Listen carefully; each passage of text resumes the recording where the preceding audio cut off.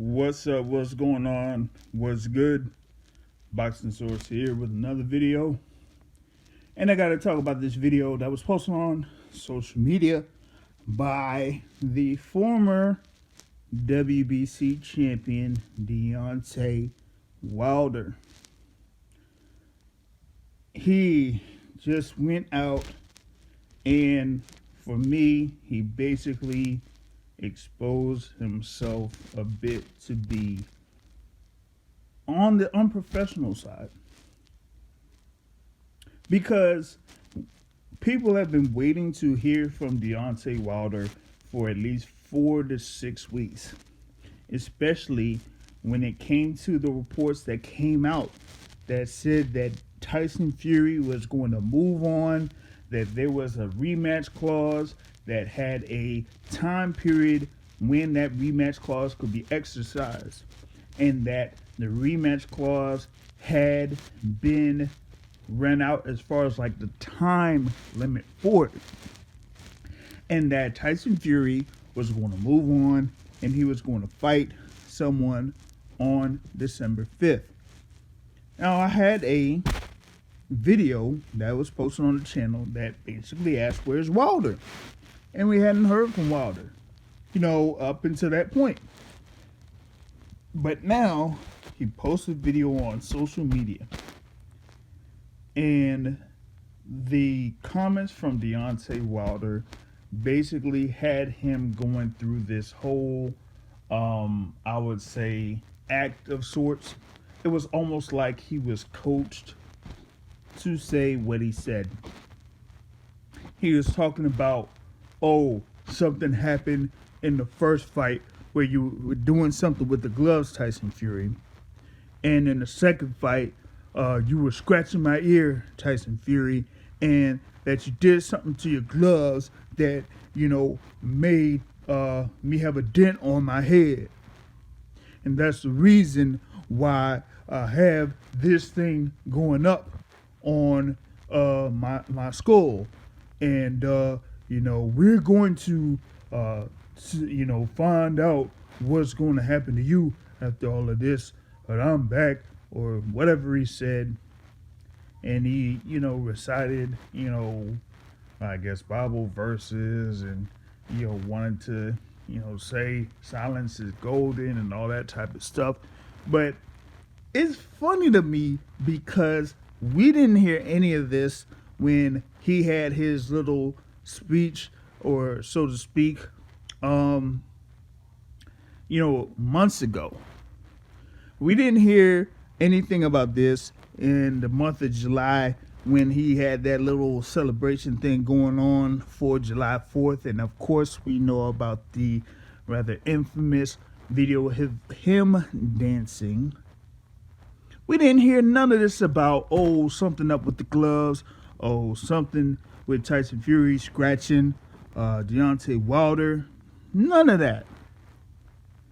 But to have that happen now, here around October, at the end of October, kind of says a lot. It makes Deontay Wilder look like he is not accountable to himself, and that he's blaming other people instead of himself for losing that fight on February of 2020 in Las Vegas. He's not holding himself accountable. He's blaming Tyson Fury. He's blaming, his former second trainer, or chief second there in Mark Breland. He's blaming everybody else, but he's not blaming himself. And with him not blaming himself, that just shows that he's not willing to hold himself accountable, that he doesn't feel like he should work on anything in order to improve himself as a fighter. That's what this looks like. And that's very bad, whether he goes and he, does fight Tyson Fury once again, or he fights someone else, or ends up fighting someone else before fighting Tyson Fury. That doesn't look good from a PR standpoint. It really doesn't. Because you shouldn't have to put up excuses for losing a fight of that magnitude against Tyson Fury. If you are supposed to be considered as an elite heavyweight. A guy that had multiple defenses of the WBC title, but fought someone who was formerly, up until that point, the top guy in the heavyweight division back in 2015 before he was out for about 2 years. And then comes back and then fights you December 1st, 2018. Was able to do what he did in the ring, even though he got knocked down twice. But still was able to muster a draw out of that particular fight. And then, over a year later, defeats you and stops you. Considerably dominated you in that fight in February of this year. And to kind of like say, you know what? He was a better man at that night. He did great. He basically fought, the best fight that he could fight on that night. He was at his best, and I was not. I'll just turn around and come back next time over, and I'll get back at him, and in the rematch, just win that rematch. No, he had basically stayed quiet up to a point. And like I said, he had that thing on July 4th, and he had those comments that were put down on the PBC podcast that he appeared on when he was talking about, those snakes that were in his camp, snakes in the camp. And supposedly Mark Breland was one of those snakes.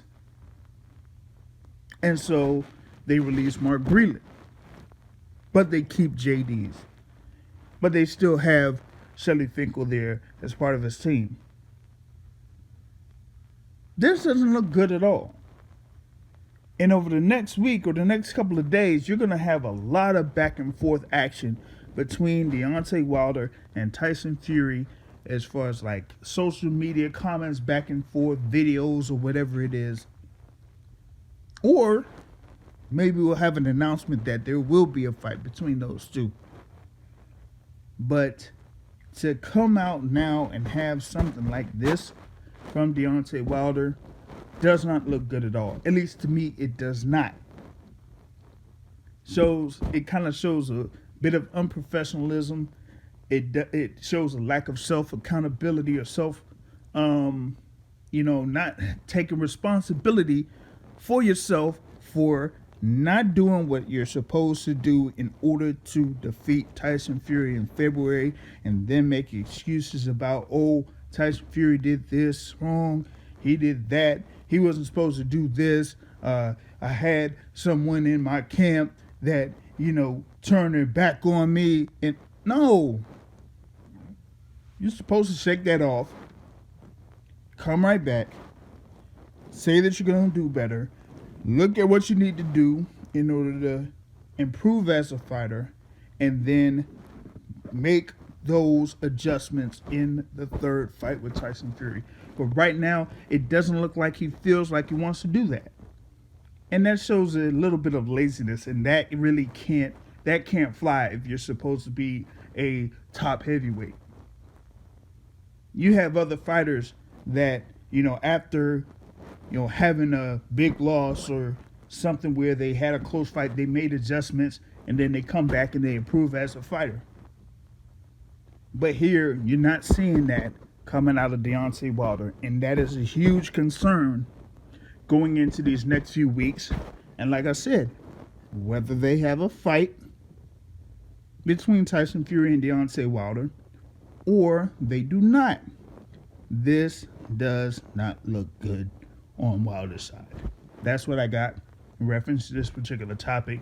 And yes, we will talk about it a little bit more on the podcast that's coming up Sunday, 7:30 p.m. Eastern Time live. And it will be on iHeartRadio. It will be on iTunes. It will be on Google Podcasts. It will be on Spotify. So be sure to check that out. And subscribe to this channel and hit the notification bell so that you know when we have a new video posted on the channel. On that note, folks, I'm out. Peace.